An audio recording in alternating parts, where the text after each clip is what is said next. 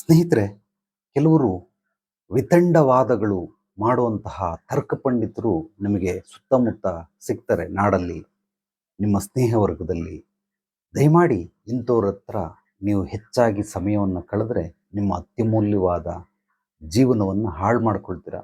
ಇಂಥವ್ರ ಹತ್ರ ಖಂಡಿತವಾಗ್ಲೂ ಹೋಗ್ಬೇಡಿ. ಒಬ್ಬ ಮಹಾತ್ಮ ಸಾಕಷ್ಟು ವರ್ಷಾನುವರ್ಷಗಳಿಂದ ತಪಸ್ಸನ್ನ ಮಾಡಿ ಒಂದು ವಿದ್ಯೆಯನ್ನು ಕಲ್ತಿರ್ತಾನೆ. ನೀರ್ ಮೇಲೆ ನಡ್ಕೊಂಡೋಗಿ ನೀರ್ ಮೇಲೆ ಬರ್ತಾನೆ.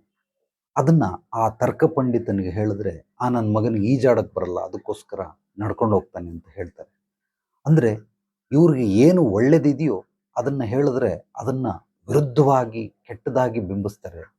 ಅವ್ರಿಗೆ ನೀವು ಏನನ್ನೇ ಹೇಳಿದ್ರು ಕೂಡ ಅವ್ರು ಅದನ್ನ ಸ್ವೀಕರಿಸೋದಿಲ್ಲ. ಅದರಲ್ಲಿ ಏನಾದರೂ ಒಂದು ಕೊಂಕನ್ನು ಹುಡುಕ್ತಾರೆ, ನ್ಯೂನ್ಯತೆಗಳನ್ನು ಹುಡುಕ್ತಾರೆ.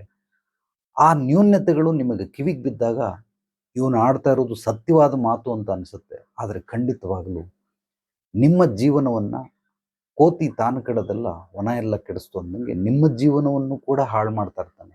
ಆದರೆ ನಾವು ಅದನ್ನು ಗಮನಿಸೋದಿಲ್ಲ. ಬಹಳಷ್ಟು ಸಾರಿ ನಾವು ಈ ರೀತಿ ವ್ಯರ್ಥ ಮಾಡಿಬಿಡ್ತೀರಿ. ಅವನನ್ನು ಹೇಗಾದರೂ ಮಾಡಿ ಅವನಿಗೆ ಬುದ್ಧಿ ಕಲಿಸ್ಬೇಕು, ಅವನು ಹೇಳ್ತಾ ಇರೋದು ತಪ್ಪು ಅಂತ ಅವನಿಗೆ ಮಾತಿನ ಮೂಲಕ ವಾದ ಮಾಡಿ ಅವನನ್ನು ಗೆಲ್ಲೋದಕ್ಕೆ ಪ್ರಯತ್ನ ಪಡ್ತೀರಿ. ಅವನಿಗೆ ಅರ್ಥ ಮಾಡಿಸೋ ಪ್ರಯತ್ನ ಪಡ್ತೀರಿ.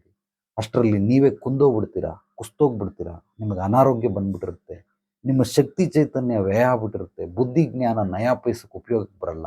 ಯಾಕೆಂದರೆ ನೀವು ಅದು ಸರಿ ಅಂತ ಹೇಳಕ್ಕೆ ಹೋದರೆ ಅವನು ಮತ್ತೆ 3 ತಪ್ಪುಗಳನ್ನು ನಿಮ್ಗೆ ಹಾಕ್ತಾನೆ.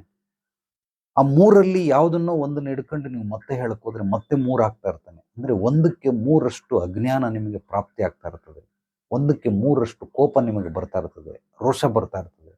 ದಯಮಾಡಿ ಅವರ ಬಳಿ ಯಾರ ಹತ್ರನೂ ನೀವು ತರ್ಕ ಪಂಡಿತರ ಹತ್ರ ಖಂಡಿತವಾಗ್ಲೂ ಮಾಡಬೇಡಿ. ಇವರು ಕೊಳ್ತೋಗಿರೋ ಆಪಲ್ ಇದ್ದಂಗೆ. ಆ ಒಂದು ಆಪಲ್ ಜೊತೆ ಕೊಳ್ತೋಗಿರೋದ್ರ ಜೊತೆ ಬೇರೆ ಯಾವುದಾದ್ರೂ ಒಳ್ಳೆ ಆಪಲ್ಗಳ ಜೊತೆ ಏನಾದರೂ ಹಾಕ್ಬಿಟ್ರೆ ಪೂರ್ತಿ ಎಲ್ಲ ಆಪಲ್ಗಳು ಕೊಳ್ತೋಗ್ಬಿಡ್ತವೆ. ಆದ್ದರಿಂದ ಆ ಕೊಳ್ತೋಗಿರೋ ಆಪಲನ್ನು ಖಂಡಿತವಾಗ್ಲೂ ಬಿಸಾಕ್ಬಿಡಿ, ನೇಚರ್ಗೆ ಹಾಕ್ಬಿಡಿ.